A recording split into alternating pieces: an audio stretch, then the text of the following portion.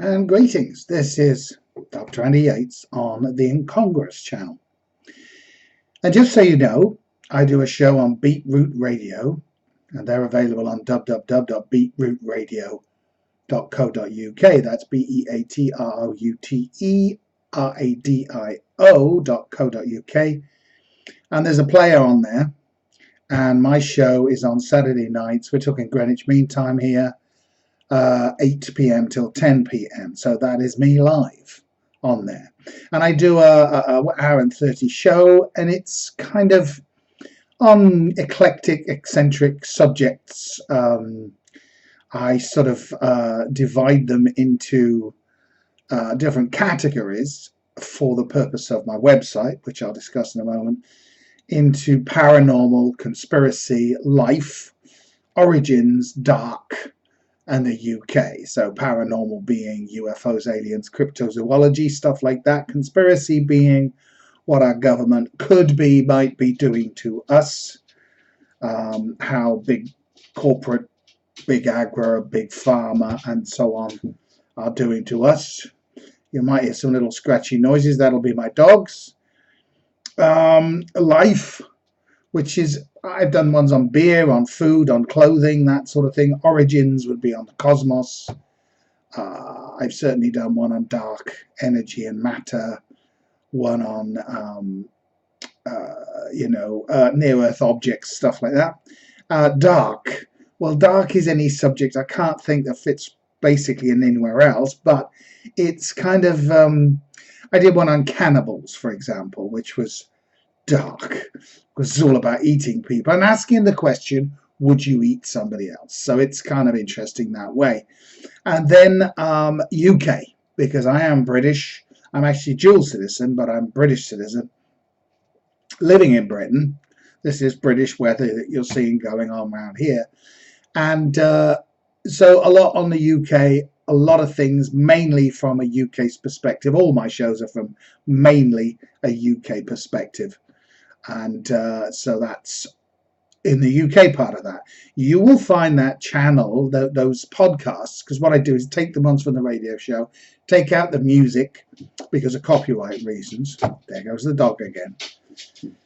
Take out the oh, I have to get rid of this damn thing.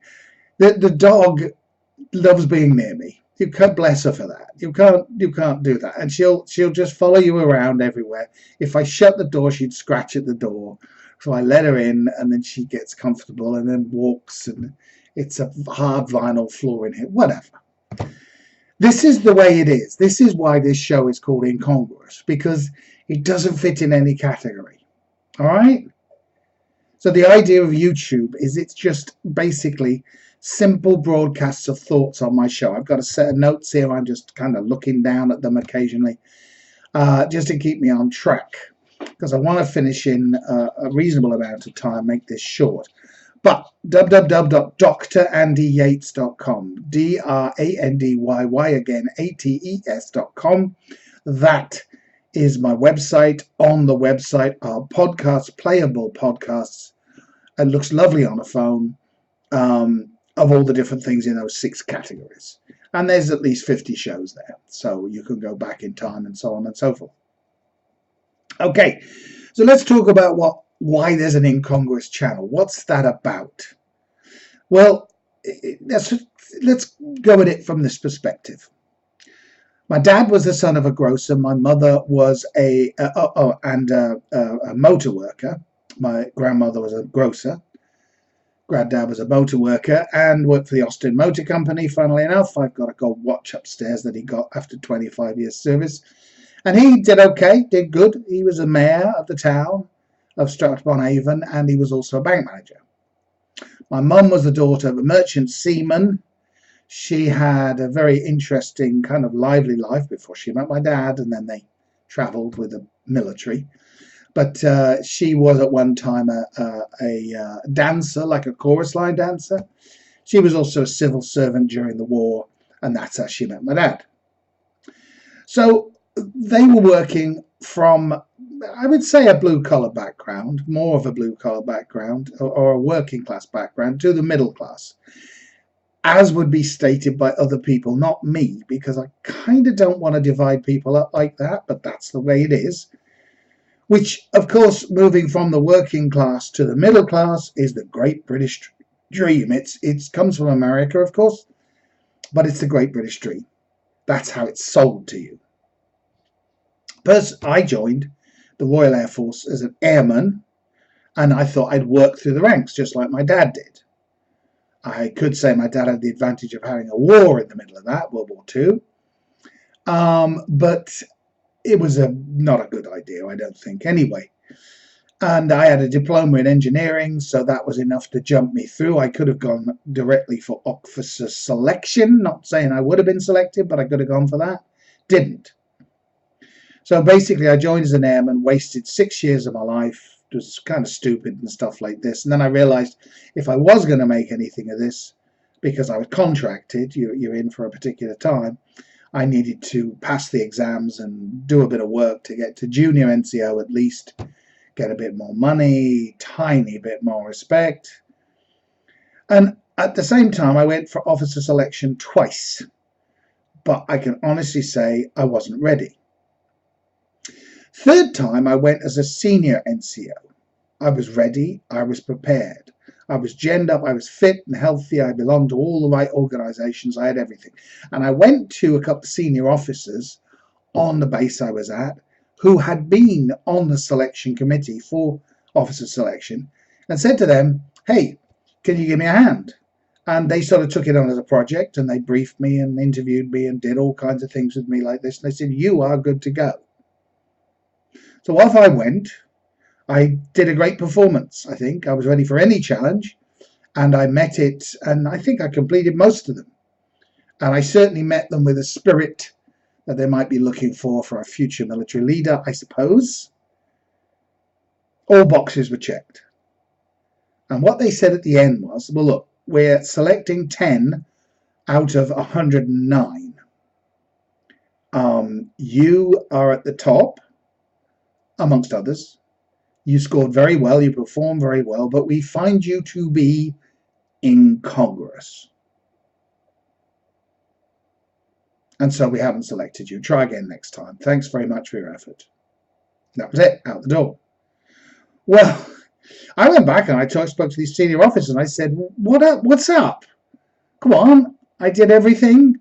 I thought I did everything. They said, we have never heard of incongruous before. What is that about? Incongruous. What does that mean even? And so that's the way it was. Okay? So I'm like, all right.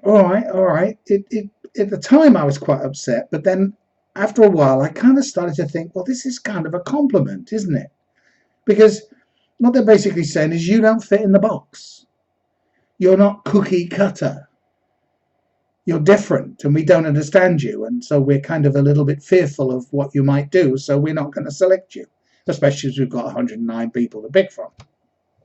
All right. So that then said to me, all right, it's time I left the Royal Air Force. And I planned a path out. We'll talk about that some other time. So I kind of wondered as well, was it about class? Because I came in at sort of a middle-class child, a child of a middle-class family. Was it something to do with that? Because would I have been successful in joining as an officer if I went directly to selection without having actually joined the Air Force as an airman? Because that way they would know very little about me, only my school reports and stuff like that, and I don't think they were too bad. Well, I don't know, to be honest, because I did get told at the first year of the sixth form that, well, this time you went. You're not doing anything here, you probably should go. And eventually I went to technical college, and that's how I got the diploma. So, but if you join as an airman, you've kind of got a mountain to climb, because you've got to overcome all this, the airman side of things, plus the fact they've got all these details. You have yearly assessments, you have reports done on you, you have all kinds of things that are done on you. And basically it's like, well, they know a lot about me. There's no way I can slide anything under the rug. And I wondered about this class barrier. And maybe it's this idea of the great unwashed, which when you tune to this channel, you hear me talk about quite a bit, or to the elite? Am I trying to move that big step from the great unwashed, the common people, to the elite, the upper class, whatever? You get the idea.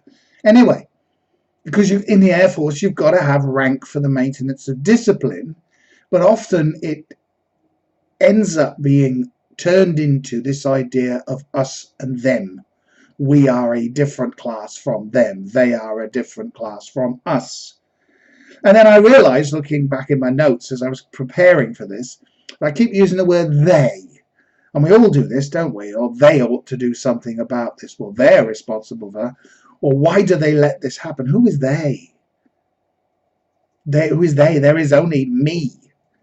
And perhaps us. Oh, my dogs. It's so noisy. Anyway, so that's how I ended up. And I wondered, hypothetically, if I returned as I am now, because I got a bunch of qualifications and stuff, if I returned as I am now, would I be considered differently? And I suspect I would be. But it's a hypothetical question because I'm too old now. But I'm old enough to do the Incongruous channel. So this is really what I'm trying to say. That I'm happy to be incongruous. And I wonder, how about you? Are you happy to be incongruous, to not fit in a box? Because you hear that phrase, do things out of the box. Well, you're already out of the box. You never got in the box in the first place. Do you see? Interesting, isn't it? And these titles that you get, like socialist or conservative or liberal or even atheist, they're all boxes. And I don't believe I'm in any of those boxes. Because I'm me, I'm unique, I'm individual. And that's what being incongruous has taught me. We can see something like being incongruous as a badge of sort of individuality and uniqueness. We're not in a box. We don't have to get out of the box. We can see it as a source of creation because it means any subject. Now, my channel, www.drandyyates.com, you'll find shows on all kinds of different things because I just organically open my mind and the subject pops in and I think I could probably do a 2-hour show on that with a bit of music and stuff like that. Yeah, I could probably do a show on that. Why not? Let's go for it. And then I see, and that there's been maybe one failure out of the over a year I've been creating these things. So please go in there and enjoy and have a troll through and see what you think and all of that, because there's probably going to be something there that you find of interesting and maybe even will give you some information, because I have the time to do research and analysis. You probably don't, because you've got a life and I haven't, right? All right. See, we can choose to fit in. That's an intelligent choice, because we fit in where we need to. So we might fit in at work, we might fit in at some social place. We'll fit in, we'll make it work, right? But because it's an intellectual choice, that's what it is. It's a clever thing to do. It's different if we just fit in. Do you get the difference? We're not choosing to fit in. We just do fit in. I'm sorry the light's going back and forth on this, but this is a beautiful British day. You can see the sun coming in through the skylights behind me. It's on the flowers. It's a lovely day. There's kind of clouds up there and sunshine. It's gorgeous. Anyway, so we can choose to fit in, make that intelligent choices, and we can work to live, not live to work. Do you get it? So we do work because we have to, because that way we can live.